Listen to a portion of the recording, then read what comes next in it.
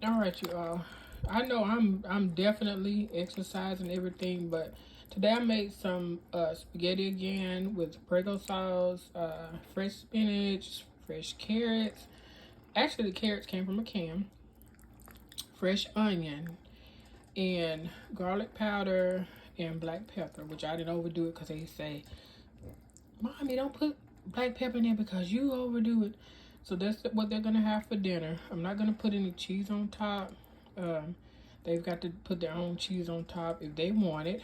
I brought back some white beans because I overcooked the other day when I was making my neck bones. I had to fix another fresh pot of white beans. So those are revamped.